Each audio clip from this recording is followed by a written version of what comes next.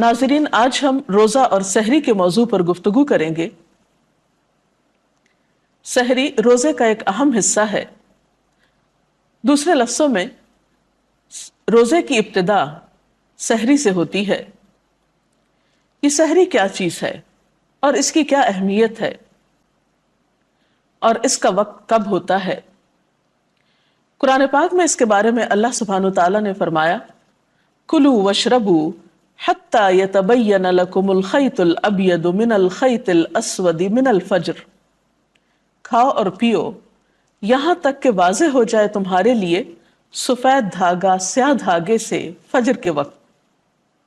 جب یہ آیت نازل ہوئی تو ایک صحابی نے رات کے وقت اپنے سرہانے کے نیچے ایک سفید دھاگا رکھ لیا اور ایک سیاہ دھاگا رکھ لیا، اور وہ رات بھر دیکھتے رہے کہ کس وقت ان دو دھاگوں کا فرق معلوم ہوگا۔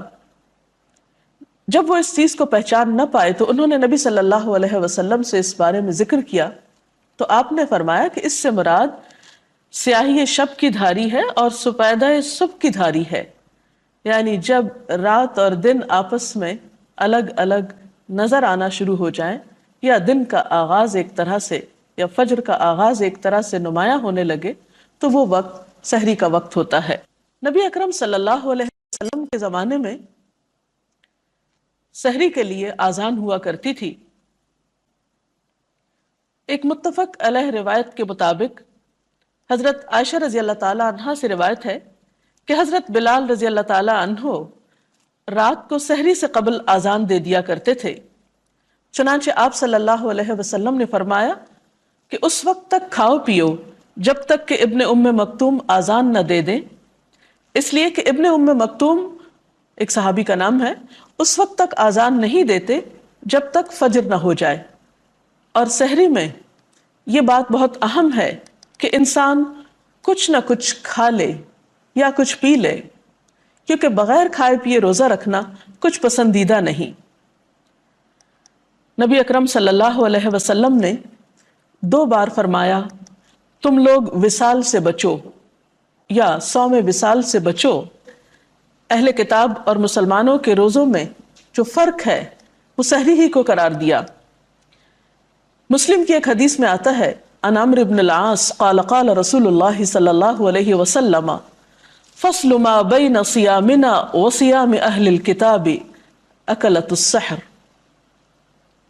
حضرت عمرو بن العاص رضی اللہ تعالی عنہ کہتے ہیں کہ نبی صلی اللہ علیہ وسلم نے فرمایا کہ ہمارے اور اہل کتاب کے روزوں کے درمیان سحری کھانے کا فرق ہے۔ اور پھر آپ صلی اللہ علیہ وسلم نے اس کی مزید تاکید بیان کرتے ہوئے فرمایا کہ سحری کھانے والوں پر اللہ تعالیٰ کی رحمت نازل ہوتی ہے۔ مسند احمد کی ایک روایت کے مطابق آپ نے فرمایا کہ سحری کھانا باعث برکت ہے، اسے مت چھوڑو چاہے کوئی ایک گھونٹ پانی ہی پیے، کیونکہ اللہ سبحانہ وتعالیٰ اور اس کے فرشتے سحری کھانے والوں پر رحمت بھیجتے ہیں۔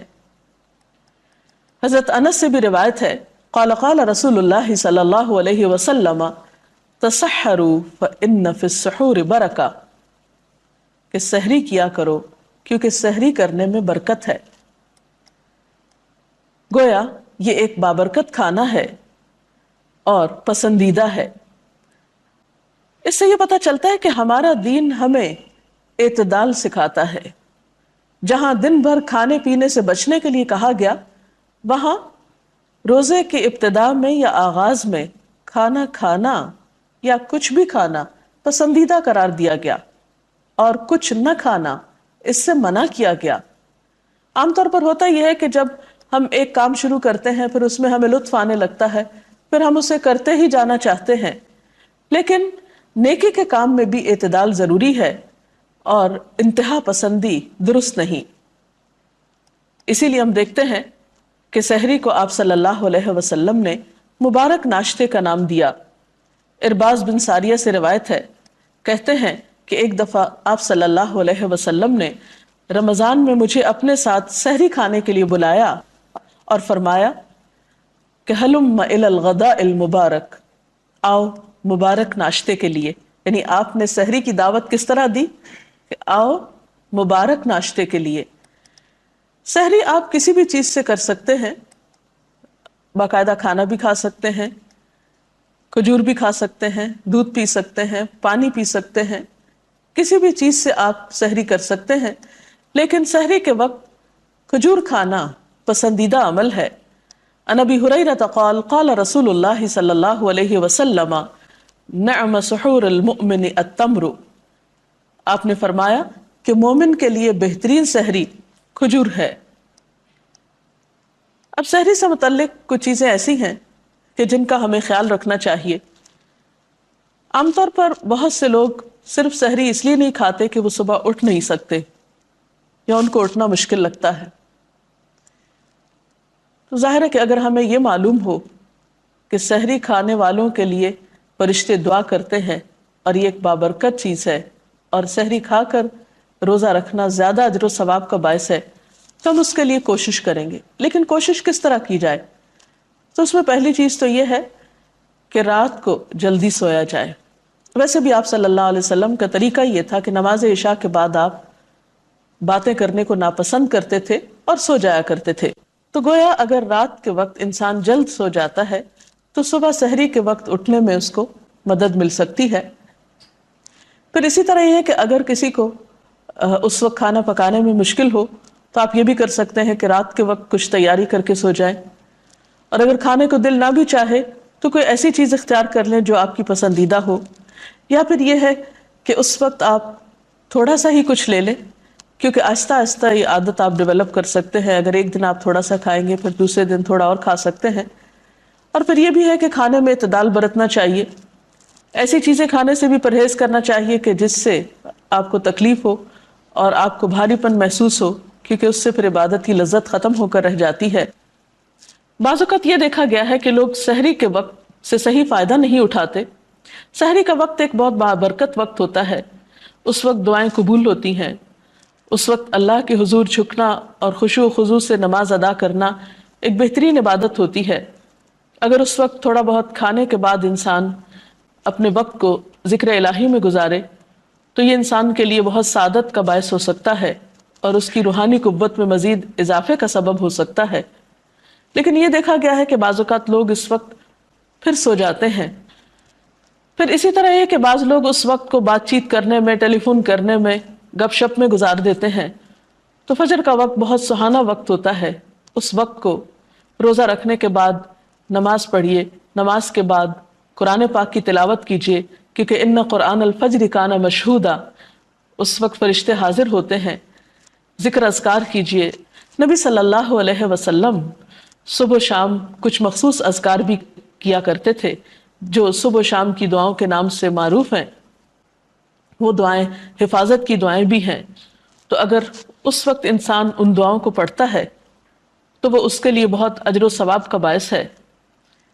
پھر اسی طرح یہ ہے کہ سحری کھاتے وقت اس بات کا بھی دھیان رکھنا چاہیے کہ ہمارے آس پاس وہ لوگ جو سحری پکانے میں یا سرو کرنے میں ہمارے مددگار ہیں، ان لوگوں کے لیے بھی اتنا وقت بچ جائے کہ وہ بھی اچھے طریقے سے سحری کر سکیں، کیونکہ عموماً لوگ اپنے سرونٹس کو یا اپنے خدمت گاروں کو اتنا موقع نہیں دیتے کہ وہ اطمینان سے کھا سکیں۔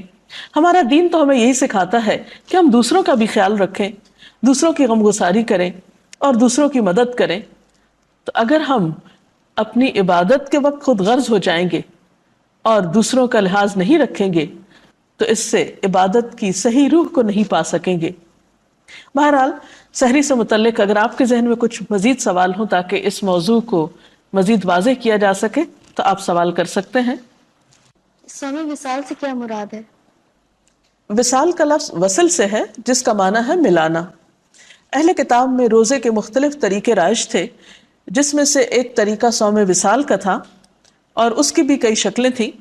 مثلا ایک شکل یہ تھی کہ ایک شخص فرض روزوں کے سوا نفلی روزے اس طرح سے رکھے کہ بغیر وقفے کے مسلسل مہینے یا 2 مہینے کے روزے رکھتا چلا جائے۔ اور صوم وصال کی دوسری شکل یہ تھی کہ ایک شخص سحری کھا کر دوسری سحری تک مسلسل روزہ رکھے اور بیچ میں کچھ نہ کھائے پیے۔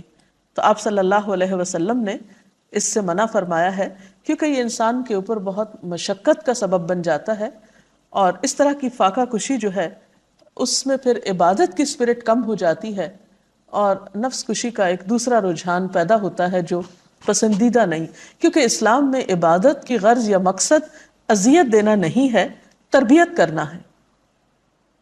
جی اور کبھی کبھی ایسا بھی ہوتا ہے کہ اذانیں ہو رہی ہوتی ہیں اور ہماری آنکھ کھلتی ہے، تو ایسے میں جلدی سے اٹھ کے کچھ نہ کچھ کھا لیتے ہیں، اور عموماً ایسا ہوتا ہے کہ آخری اذان ہونے تک کھاتے ہی رہتے ہیں، تو کیا اس طرح سے روزہ ہو جاتا ہے؟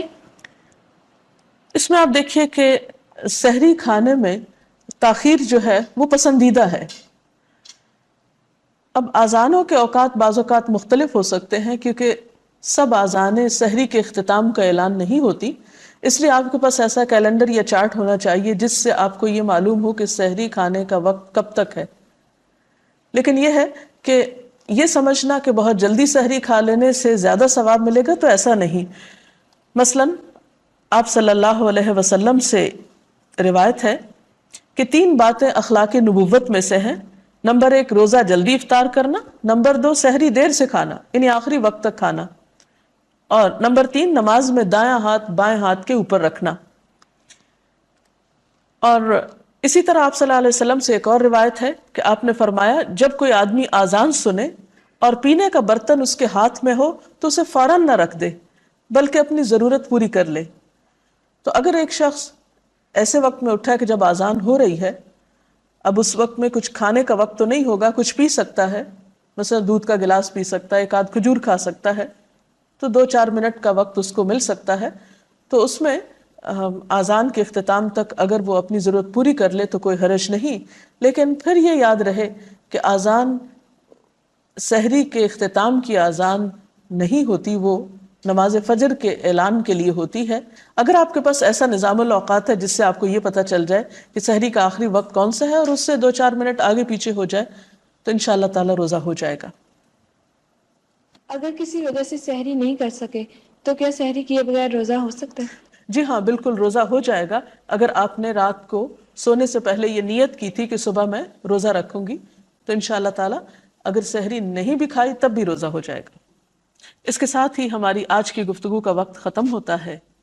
کل تک کے لیے اجازت۔ السلام علیکم ورحمۃ اللہ وبرکاتہ۔